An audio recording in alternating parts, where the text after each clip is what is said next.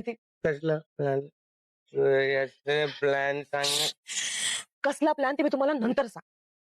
Okay, चला घरी चला. माझी चपला कुठे? Sarang, sorry, sorry Aishwarya. It's okay. Lights अजूनही ऑन आहेत म्हणजे घरात कोणी झोपलं नाहीये. सारंग, आता या अशा अवस्थेत मी तुम्हाला कसं घेऊन जाऊ? जानकी बोल.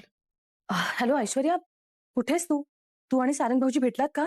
हो अगं, ते भेटलेत मला आणि आम्ही इथे घराच्या बाहेरच आहोत गाडीने. की अगं सारंग दारू प्यायलेत, मला ना कळतच नाहीये मी त्यांना आत घरात कसं घेऊन येऊ. सारंग भाऊजी दारू प्यायलेत? हो जानकी, पण प्लीज घरात कोणालाच काही सांगू नकोस. असं कसं कळू देऊ नकोस? घरात किती माणसं असतात आपल्या माहिती आहे ना. मला सांग, सारंग भाऊजी दारू पिईपर्यंत नक्की झालं काय? जानकी अगं, मी त्यांना बोलले होते ना की मी घरात परत कधीच येणार नाही. ते आपला प्लॅन अँड ऑल, त्या टेन्शन मध्ये त्यांनी ड्रिंक केलंय आणि मला आता खरंच कळत नाहीये मी त्यांना आत कसं घेऊन येऊ. मला खूप टेन्शन आलंय जानकी. सारंग भाऊजी पण ऋषिकेश पण घरात आहेत. एक एक काम कर, मी आत्ता खाली जाते आणि हळूच दार उघडते. तुला इशारा करते, कोणी नसेल तर पटकन सारंग भाऊजीने घेऊन आते आणि त्यांच्यासाठी मी जरा थोडी कॉफी पण बनवते, त्यांना बरं वाटेल. ओके ओके, ठीक आहे, चालेल, मी घेऊन येते. चल चल, ये पटकन, मी उतरते खाली. कुठे आलो आपण ऐश्वर्या? घरी आलो आपण. घरी आलो. मी ऐश्वर्याला घरी घेऊन आलोय. तिला हो मी इथेच आहे, मी इथेच आहे.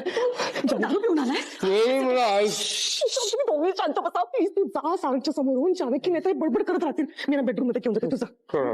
जा त्यांना घेऊन. तुमच्या जीवन नाही राहणार.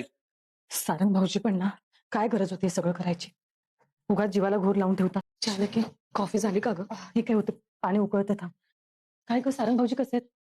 बरे आहेत ते, पण मला असं सतत वाटतंय का जानकी आपण सारंगना सगळं सांगायला हवं होतं आपल्या प्लॅन बद्दल.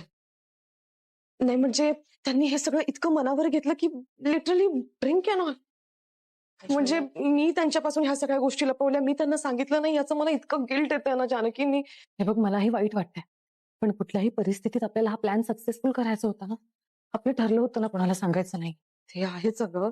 हे बघ, आता तू जास्त विचार करू नकोस. कॉफी किती घालू? एकच. हे काय, तुम्ही दोघी अजून जाग्या? आणि इतक्या रात्री ही ब्लॅक कॉफी कोणासाठी? सारंगसाठी. का? त्याचं काही पोट वगैरे बिघडले का? हो हो, तोच प्रॉब्लेम झालाय. हो का? मी जाऊन विचारते त्याला. नाही. थांबा आई, सारंग भाऊजींना आधीच बरं वाटत नाहीये. तुम्ही तिथे गेल्यावर ते आणखीन ऑकवर्ड नको व्हायला. अगं आई आहे मी त्याची. त्याचं पोट बिघडले तर विचारायला नको का? नाही आई, तसं नाही. म्हणजे आता त्यांना जरा आराम करू. माझा राग, माझी चिडचिड तुम्हाला नकोय ना, म्हणूनच म्हणते की मी जीव दिलेला बरा. मला मरायला पाहिजे. अगं काय बोलते?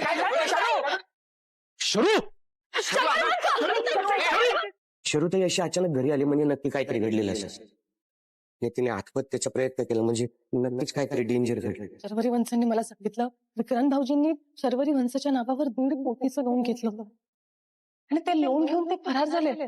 काय? हो. मुलगी म्हणून माझा या घरावरचा हक्क मी ओरबाडून घेणार.